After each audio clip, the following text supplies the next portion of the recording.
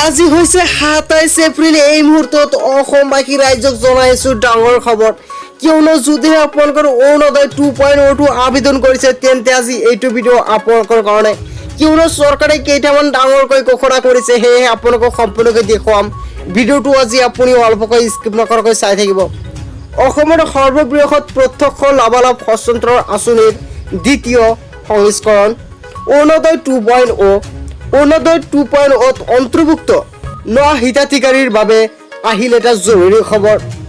প্ৰথমতে ইয়াতে কি কোৱা হৈছে সেয়া আপোনালোক জনাম, সম্পূৰ্ণকৈ চাই থাকিব আৰু ভিডিঅ'টো ভাল লাগিলে বেছি বেছিকৈ লাইক কমেণ্ট শ্বেয়াৰ কৰিব।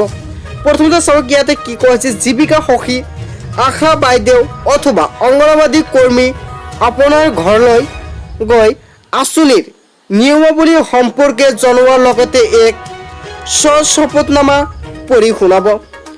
ইয়াতে কোৱা হৈছে যদি আপোনালোকৰ অৰুণোদয় 2.0ত অন্তৰ্ভুক্ত নাম কৰিছে তেন্তে কিন্তু আপোনালোকৰ কাৰণে চৰকাৰে এখন নতুনকৈ আপডেট প্ৰদান কৰিছে, যিটোৰ মাধ্যমত কোৱা হৈছে যদিহে আপোনালোকৰ অৰুণোদয় 2.0ৰ বাবে আবেদন কৰিছে আৰু আপোনালোকৰ নামটো চিলেকশ্যন হৈ আহিছে তেন্তে কিন্তু আপোনালোকৰ ঘৰত আশা বাইদেউ অথবা অংগনবাদী কৰ্মচাৰীয়ে আপোনালোকৰ ঘৰত গৈ এটা নিয়মাৱলী থাকিব, যিটো আপোনালোকক সম্পূৰ্ণকৈ পঢ়ি শুনাব বুলি কোৱা হৈছে।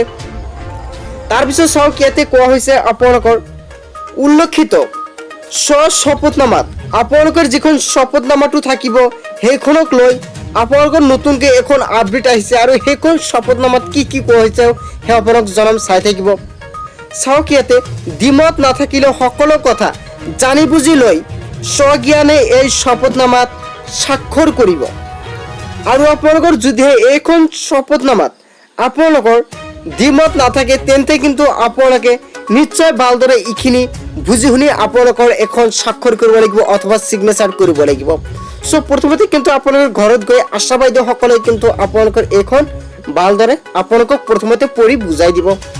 তাৰপিছত চাওক ইয়াতে কি কোৱা হৈছে আপোনালোকৰ 3 নম্বৰত, জিলা প্ৰশাসনৰ তৰফৰ পৰা অনায়িকা ষ্টাফ পেপাৰত শপতনামাৰ প্ৰতিলিপি সুবিধা অনুযায়ী অসমীয়া, বড়ো, বাংলা বা ইংৰাজী ভাষাত যোগান ধৰা হৈছে আৰু আপোনালোকক যিখন শপতনামা প্ৰদান কৰিব সেইখন আপোনালোকৰ কেইটা লেংগুৱেজত দিয়া থাকিব, অসমীয়া, বড়ো, বাংলা বা ইংৰাজী ভাষাত যোগদান ধৰা হ'ব বুলি কোৱা হৈছে।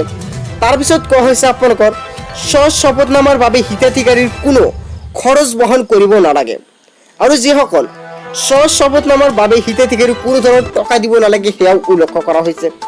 তাৰপিছত চাওক ইয়াতে কি কোৱা হৈছে, শপতনামাৰ দাখিলৰ ইয়াতে আপোনালোকৰ যিখন শপতনামা দাখিল কৰিব লাগিব তাৰে এখন নতুনকৈ আৰু এইখন শপতনামাৰ যিটো কোৱা হৈছে আপোনালোকৰ আত্মতাৰ বাহিৰত থাকিব আৰু এইখনত কোৱা হৈছে আপোনালোকৰ পূৰ্বৰ পৰা অৰুণোদয় আঁচনিৰ লাভালাভ প্ৰাপ্ত হিতাধিকাৰী, তাৰপিছত দীনদয়াল দিব্যাংগজন পেঞ্চন আঁচনিৰ হিতাধিকাৰী, ইন্দিৰা মেৰী সাৰ্বজনীন বিধৱা মহিলা পেঞ্চন আঁচনিৰ হিতাধিকাৰী। ইয়াতে কিন্তু আপোনালোকে সম্পূৰ্ণকৈ দেখা পাইছে কোন সকল ব্যক্তিৰ এইখন যিখন শপতনামাত প্ৰকাশ কৰিব আৰু এইখন শপতনামাৰ মাধ্যমত কোন কোন ব্যক্তিসকলে লাভ কৰিব পাৰিব অৰুণোদয় 2.0 টকা আপোনালোকে নিশ্চয় সম্পূৰ্ণকৈ দেখাই পালে। ডিয়াৰ ভিউৱাৰ্ছ, ভিডিঅ'টো ভাল লাগিলে লাইক কমেণ্ট শ্বেয়াৰ কৰিব আৰু যদি এতিয়ালৈকে চেনেলটো ছাবস্ক্ৰাইব কৰা নাই তেন্তে তলৰ পৰা ছাবস্ক্ৰাইব কৰি তাৰ কাষত থকা বেল আইকনটো প্ৰেছ কৰি দিব। থেংক ইউ ফৰ ৱাচিং ফুল ভিডিঅ'। জয় অসম।